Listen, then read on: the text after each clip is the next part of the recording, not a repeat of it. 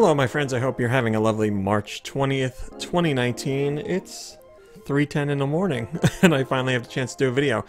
Today we're going to be talking about a really unfortunate situation. It's a little bit of a buyer beware situation and I want to get the news out there. I'm sure a lot of you know about this stuff, but perhaps some don't. It's important to cover. Again, this is another story that I don't like talking about, but it's news and it's important. So there was an eBay seller over in the UK who was selling this Switch for £50 cheaper than what it costs at retail, which is a considerable deal. But it's not so crazy that you'd be like, this is a scam. I mean, personally, I would be like, this is a little fishy, but you could understand how maybe the average consumer would be like, that's a good deal. I should hop in on that. And the eBay seller had a really positive rating, like over 90%, something that, you know, people look at to see if they're dealing with somebody who might be a little bit suspect. And obviously, if you're over 90% and you see good feedback, you don't think that. So a lot of people... excuse me, a lot of people were like, yeah, I'll hop in on that deal.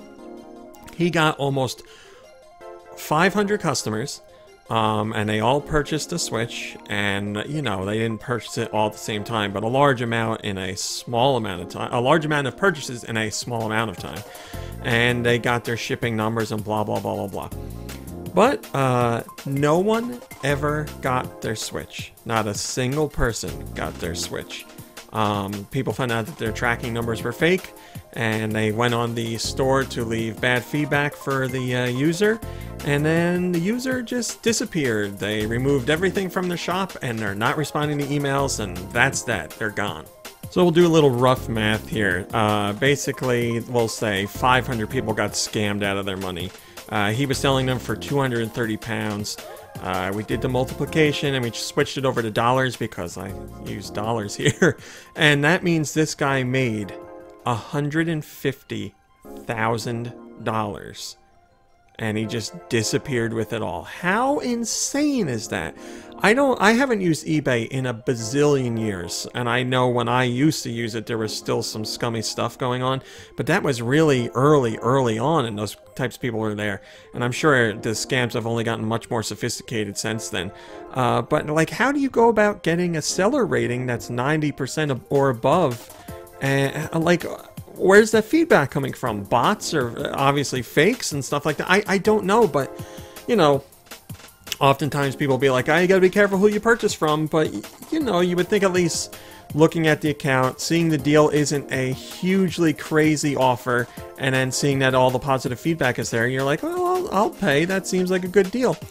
Unfortunately, these people got scammed out of their money, and eBay needs to go through their money-back guarantee to make sure that these people can get their money. I don't know the terms of service on their money-back guarantee. Obviously, these people paid for something and didn't get any money, and the guy who has the money is just gone. So eBay will have to take him to court, and they're going to have to pay that money out of somewhere. So it's going to be a rough go for these people trying to get their money back, I think, which is really sad because they didn't do anything wrong.